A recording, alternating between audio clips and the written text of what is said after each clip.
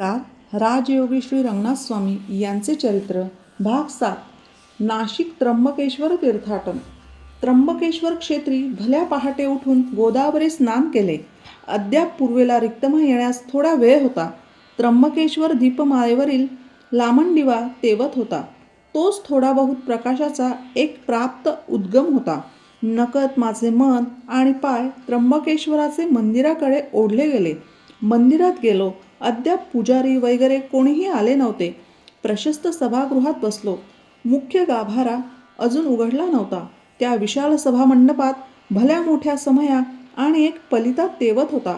रात्रीच्या शेजारतीमध्ये दिलेल्या चंदन मिश्रित धुपाचा सुगंध अजूनही दरवळत होता।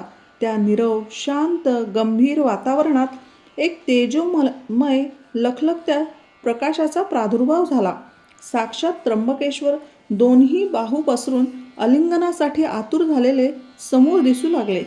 एका दिव्य अशा पराअवस्थेत मी देहातून बाहेर येत त्या त्र्यंबकेश्वराच्या मिठीत केव्हा एकरूप झालो ते कळलेच नाही।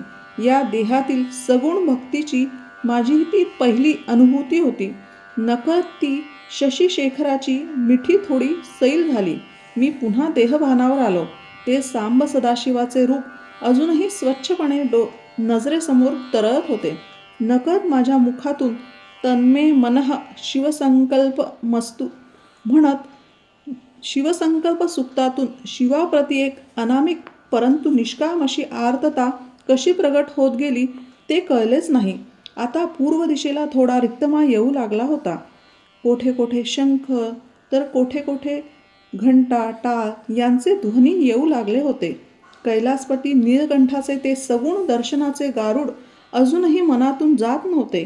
भक्तगण येऊ लागले। पुजारी पंडित शास्त्री यांची हळूहळू लगबग सुरू झाली। मी त्या सभामंडपातच उभा राहिलो। रुद्रपाठ म्हणता म्हणता पुन्हा भावाविष्ट झालो आणि ते खंग्रा सहस्त्र योजने वधन्वानी तन्मसी म्हणून रुद्राची आर्तपणे दुर्गुणांना अशुभ संकल्पांना हजारो योजने आमच्यापासून दूर फेकून दे म्हणून प्रार्थना करू लागलो। त्याच वेळी तर माझ्या आवाजात नकळत एवढा मोठा झाला की त्या त्र्यंबकेश्वर क्षेत्री सर्व शास्त्री पंडित सभामंडपात हात जोडून शास्त्रपूर्ण नयनांनी माझ्याकडे पाहतच राहिले। त्यातील कोणी एक शास्त्री पुढे झाले। माझ्यापेक्षा वयाने तसे खूपच मोठे होते, तरी देखील हात जोडून माझ्यापुढे वाकू लागले। मला खूपच संकोचल्यासारखे झाले। त्यांना वाकण्यापूर्वीच मी आलिंगन घेतले। त्यांच्या डोळ्यातील अश्रुधारा थांबतच नव्हत्या।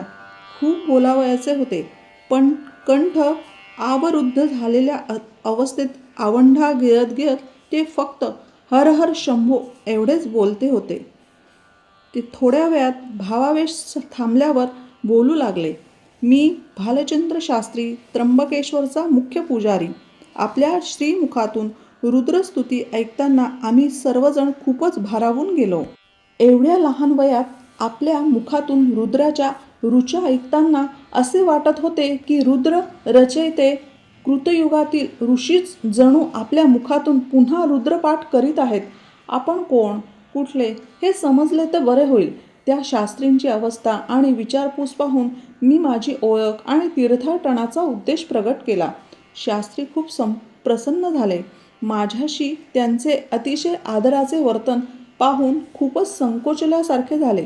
13 ते 14 वर्षाचे माझे वय आणि ते 60 उलटून गेलेले, परंतु इतके मर्यादाशील आणि नम्र बोलणे पाहून मी त्यांना न विचारताच ते म्हणाले, अहो, तुमच्याकडे पाहता पाहता आम्हाला साक्षात किशोरवयातील कर्पूर गौरव करुणावतार साक्षात चंद्रशेखरच प्रगट स्वरूपात दिसून येतो आणि ऊर भरून येतो। केवळ आपल्या दर्शनाने सर्व प्रकारचे भवताप आणि संसार चिंता कोठे निघून जाता हे समजतच नाही। आपण साक्षात शिवस्वरूप आहात। शास्त्रींचे ते बोलणे ऐकू लागलो। अहो शास्त्री, हा तुमचा माझ्याप्रती पूज्यभाव आहे। प्रत्यक्षात मी तर एक बालसन्यासी आणि त्या शिवतत्वाचा एक अतिसामान्य असा सेवक आहे आणि मला तुम्ही देखील त्याच नजरेतून पाहावे, परंतु काही केल्या त्यांची माझ्या प्रतीची आदरभावना कमी होत नव्हती। एव्हानच चांगले उजाडले होते. त्र्यंबकेश्वर क्षेत्री नकळत माझे भावबंध जुळले होते. भालचंद्र शास्त्री यांनी तर समाराधनेकरिता त्यांच्या कुटुंबाला पाचारण केले आणि आपल्या कुटुंबातीलच एक सदस्य केले. भल्या पहाटे गोदास्नान, त्र्यंबकेश्वरी ध्यानधारणा, आपल्या गेल्या पंडितांच्या बरोबरच्या शास्त्रचर्चा, शंका निरसन याचा जणू परिपाठ सुरू झाला. शास्त्र्यांचा स्वभाव जरा ज्ञान आणि कर्ममार्गाऐवजी भक्तिमार्गाकडे झुकणारा होता. त्यामुळे स्वाभाविकच ते वयस्कर असूनही सेवा तत्पर होते. पवमान सुक्तापेक्षा त्यांना व्यंकटेश स्तोत्र आणि रुद्र अष्टाध्यायी ऐवजी शिवमहिम्न जास्त आपलेसे वाटत असे. एकदा सहजच मी रुद्र अष्टाध्यायीबद्दल बोलत होतो. तो त्यांनी शिवमहिम्नाबद्दल काहीतरी विवेचन करा म्हणून विनवले. खरे पाहता महिम्न हा माझा हृदयातील अगदी आतल्या कप्प्यातील अत्यंत प्रिय विषय शास्त्रींना सांगू लागलो. शास्त्री पुष्पदंत हा श्री शंकराचा एक निस्सीम भक्त आणि सेवक. त्याचे नितांत समर्पण शंकराला वैराग्याच्या स्मशानातून भावसाम्राज्याच्या रम्य उद्यानात खेचून आणत होते. शंकर पार्वतीच्या एका वादाच्या प्रसंगी शंकराची बाजू खोटी असूनही त्याने शंकराच्या बाजूने खोटी साक्ष दिली आणि जगदंबेचा रोष ओढावून घेतला. क्रोधावेशात जगदंबेने त्याला गर्दभ योनी जन्मास जाशील असे म्हणून शाप दिला. त्याने आनंदाने तो शाप वरदान समजून गर्दभ योनी स्वीकारली. थोड्याच कालावधीत पार्वतीच्या ध्यानात आले की आपल्या पतीच्या प्रसन्नतेसाठी गंधर्वराज पुष्पदंत खोटे बोलला होता. त्याच्या जाण्याने आपले पती खिन्न राहत आहेत. तिने पुष्पदंताला शापातून मुक्तता देऊन पुन्हा शिवसेवेत रुजू करून घेतले. आपल्या त्या उद्धारामध्ये शंकराचे औदासिन्य पाहून त्याला शंकराप्रती अतीव आदर आणि भक्ती निर्माण झाली. त्यावर त्याने शिवस्तुती करणारे एक अप्रतिम स्तवन केले, ते म्हणजे शिवमहिम्न. याचा महिमा मोठ्या मोठ्या पंडितांना देखील गायला आहे. हे स्तोत्र म्हणजे शंकराच्या स्तुतीत रत्नमालेतील वैडूर्यमणीच होय. शास्त्रीय आपणास या संपूर्ण स्तोत्राचे विवेचन करण्यास किमान 1.5 महिना तरी लागेल आणि तरी देखील ते पूर्ण होईलच याची खात्री देता येत नाही. एका श्लोकास 1 दिवस म्हटले तरी 40 श्लोकांना 40 दिवस द्यावे लागतील. माझ्या जवळ एवढे थांबण्यास इतका वेळ कुठे आहे?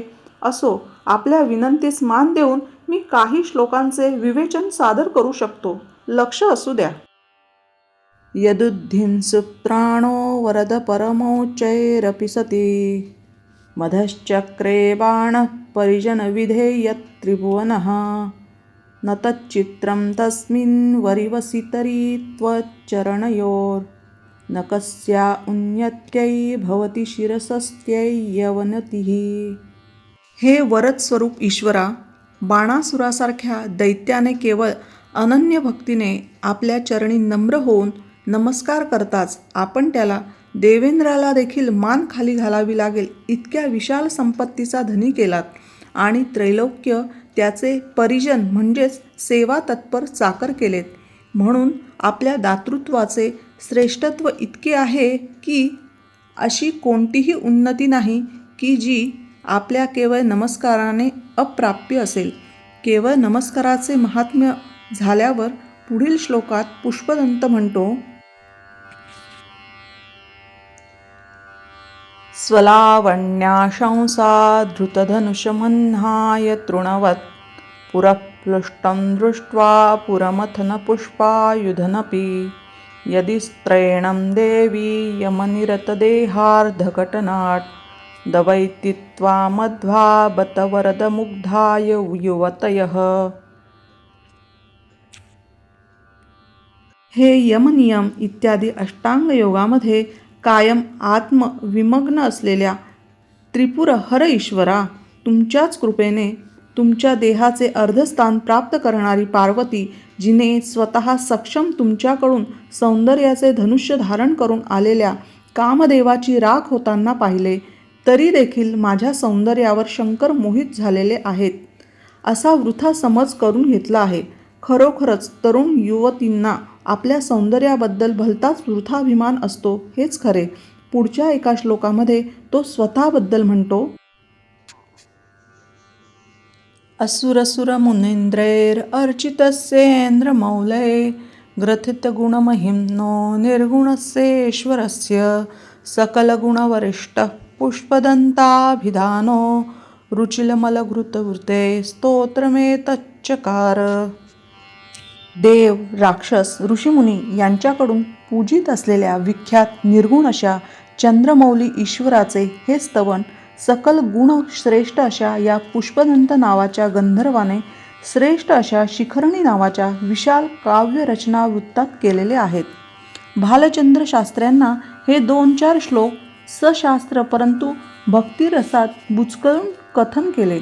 अतिशय प्रसन्न अवस्थेत त्यांनी सदर कंठाने अभिप्राय दिला.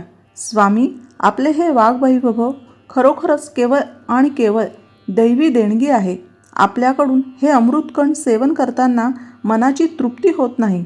आमच्या त्र्यंबकेश्वराच्या शास्त्री पंडितांच्या सभेला वाद, प्रतिवाद, वितंडवाद, अगर शास्त्रार्थ याखेरीज अशा प्रकारची पारंपरिक बैठक प्राप्त झाली नव्हती. धन्यवाद.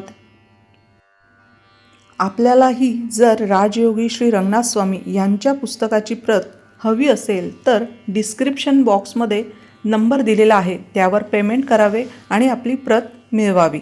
धन्यवाद.